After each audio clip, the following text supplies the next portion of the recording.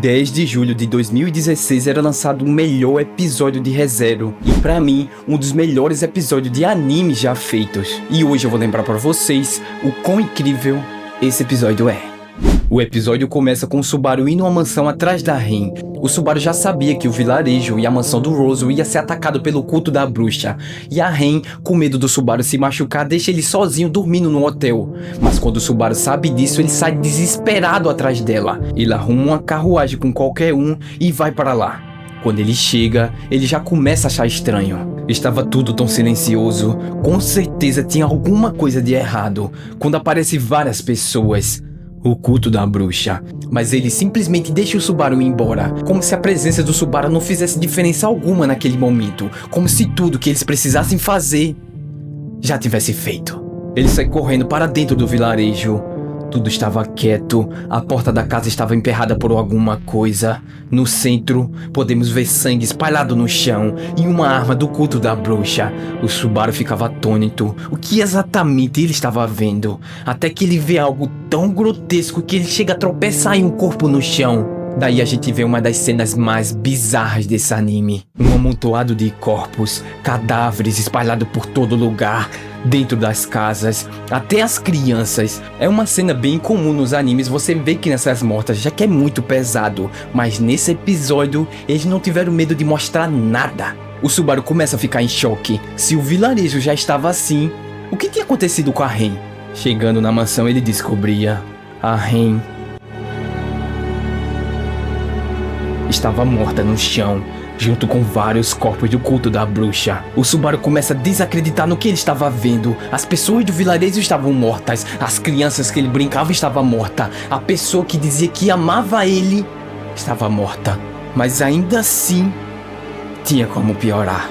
Entrando dentro da mansão, ele encontra o corpo da Han e da Petra, e mais rastros de sangue. Ele cai no chão dizendo que tudo aquilo que estava vendo não era culpa dele. O broche da Emília jogado, o sangue dela dava em uma sala congelada. Quando ele tocava a porta, seus dedos ficavam grudados na maçaneta. Corpos do culto também estavam congelados. E ele escuta uma voz. A voz do Puck. Você demorou demais. Subaru renasceu. Agora ele podia fazer tudo diferente, já que ele sabia exatamente o que ia acontecer. Se ele não tivesse ficado louco. Ele vê a Rin viva ao seu lado e se joga em seus braços, completamente fora de si. Nem o maior médico do mundo, o Ferris, conseguia ajudá-lo. O trauma desse loop tinha sido horrível. Tinha sido o pior loop desde que o Subaru apareceu nesse mundo. E mesmo sem ninguém entender nada, mesmo sem ninguém saber o que tinha acontecido com ele, a Rin ficava ao seu lado. Ela era a única pessoa no mundo que confiava 100% no Subaru e que ele conseguia superar tudo. Sendo assim, eles partem de volta para a mansão os dois juntos. Mas no caminho, a Rin sente algo por telepatia vindo da sua irmã. Era o culto da bruxa. Eles atacavam e a Rin tinha que lutar contra todos eles sozinha. Mas eram muitos, ela não ia conseguir lidar com todos eles. E o Subaru assim era raptado e preso dentro de uma caverna. Mas ele acordava como uma pessoa encarando. E com toda certeza essa é a pessoa mais louca dessa obra. Betelgeuse, o bispo da preguiça. Ele começa a falar as coisas mais bizonhas possíveis e pergunta para o Subaru por que ele finge estar com a mente aos cacos. Do ponto de vista das outras pessoas não faz sentido nenhum, o Subaru está louco do nada. Ainda mais para o Betelgeuse, que é uma pessoa louca de verdade. Então quando ele vê o Subaru desse jeito, ele acha que simplesmente ele está fingindo. E ainda por cima ele diz para o Subaru que ele não era louco o suficiente. O Subaru joga as mãos na cabeça e começa a se balançar de um lado para o outro de tanta agonia. E logo em seguida ele começa a ser espancado. Até que a Rin chega e ela começa a bater em todo mundo com a esperança de conseguir salvar o Subaru. Até que ela faz contato direto com ele, como se soubesse que esses seriam os seus últimos segundos de vida. Betelgeuse faz algo.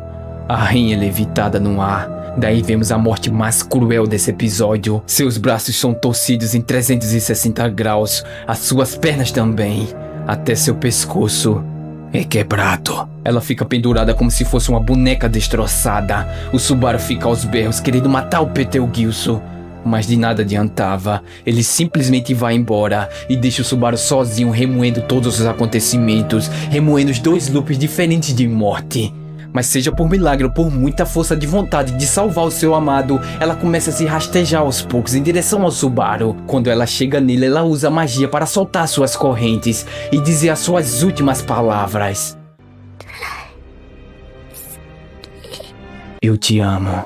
O Subaru carregava ela nos braços em direção à mansão como se ele fosse um zumbi. Qual outro lugar ele iria?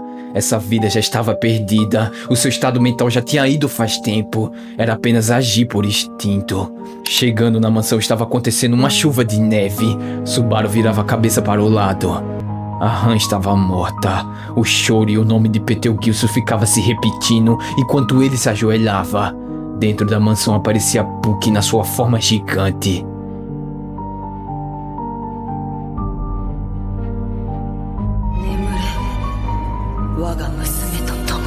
Durma, junto da minha filha. A Emília estava morta e o Subaru também.